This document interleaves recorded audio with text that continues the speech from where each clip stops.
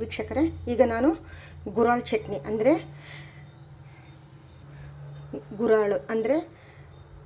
ಕುರ್ಷಾಣಿ ಚಟ್ನಿ ಪುಡಿನ ಮಾಡೋದನ್ನು ಯಾವ ರೀತಿ ಅಂತ ಹೇಳ್ಕೊಡ್ತಾ ಇದ್ದೀನಿ. ನಮ್ಮ ಉತ್ತರ ಕರ್ನಾಟಕದಲ್ಲಿ ಇದು ಹೆಚ್ಚು ಮಾಡ್ತಾರೆ. ಇದನ್ನು ನೀವು ಮನೇಲಿ ಮಾಡಿ ಟೇಸ್ಟ್ ಮಾಡುವಂತ್ರಿ. ಈಗ ಮೊದಲಿಗೆ ನಾನು ಗುರಾಳನ್ನ ಹುರ್ಕೋತಾ ಇದ್ದೀನಿ, ಒಂದು ಬೌಲ್ನಷ್ಟು. ನೋಡಿ ವೀಕ್ಷಕರೇ, ಈ ರೀತಿ ನಾನು ಹುರ್ಕೋತಾ ಇದ್ದೀನಿ. ನೋಡಿ ವೀಕ್ಷಕರೇ, ಈ ಥರ ಚಟಪಟ ಅಂತ ಸೌಂಡ್ ಬರಬೇಕು, ಅದು ಕೂಡ ಸಿಡಿತಾ ಇರಬೇಕು. ಈ ಕಲ್ಲರಿಗೆ ಹುರ್ಕೋಬೇಕು ನಾವು. ನೋಡಿ, ನಾನೀಗ ಹುರ್ಕೊಳ್ಳುವಾಗಲೇ ಬೆಳ್ಳುಳ್ಳಿನ ಹಾಕ್ಕೊತಾ ಇದ್ದೀನಿ, ಜೊತೆಗೆ 2 ಸ್ಪೂನು ಜೀರಿಗೆ ಇದರಲ್ಲೇ ಹುರ್ಕೋತೀನಿ ನಾನು. ಜೀರಿಗೆ ಹಾಕಿದಷ್ಟು ಘಮ ಜಾಸ್ತಿ, ಟೇಸ್ಟ್ ಜಾಸ್ತಿ, ತಿನ್ಲಿಕ್ಕಂತೂ ಸೂಪರಾಗಿರುತ್ತೆ.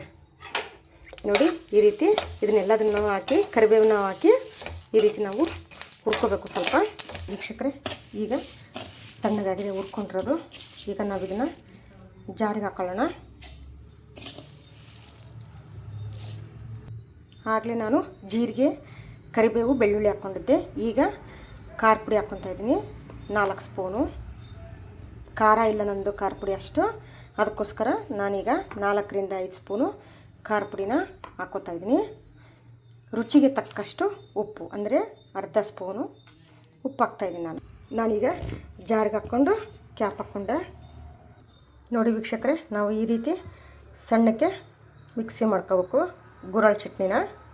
ನೋಡಿ ವೀಕ್ಷಕರೇ, ಈ ರೀತಿ ಉದುರಾಗಿ ಮಾಡಿದ್ದೀನಿ. ನೋಡಿ ಎಷ್ಟು ಚೆನ್ನಾಗಿದೆ. ನೀವು ಒಂದ್ಸರಿ ಮನೇಲಿ ಟ್ರೈ ಮಾಡಿ ನೋಡಿ. ಈ ರೀತಿ ಉದುರಾಗಿ ಗುರಾಳ್ ಚಟ್ನಿ ರೆಡಿಯಾಗಿದೆ. ರೊಟ್ಟಿ ಜೊತೆಗೆ, ಚಪಾತಿ ಜೊತೆಗೆ ತುಪ್ಪ ಹಾಕ್ಕೊಂಡು ತಿಂದರೆ ಟೇಸ್ಟ್ ಇರುತ್ತೆ. ನೀವು ಒಂದ್ಸರಿ ಮನೇಲಿ ಮಾಡಿ ನೋಡಿ, ಟೇಸ್ಟ್ ಮಾಡಿ ನನಗೆ ಕಮೆಂಟ್ಸ್ ಮೂಲಕ ತಿಳಿಸಿ. ಲೈಕ್ ಮಾಡಿ, ಶೇರ್ ಮಾಡಿ, ಕಮೆಂಟ್ಸ್ ಮೂಲಕ ತಿಳಿಸಿ, ಸಪೋರ್ಟ್ ಮಾಡಿ. Thank you.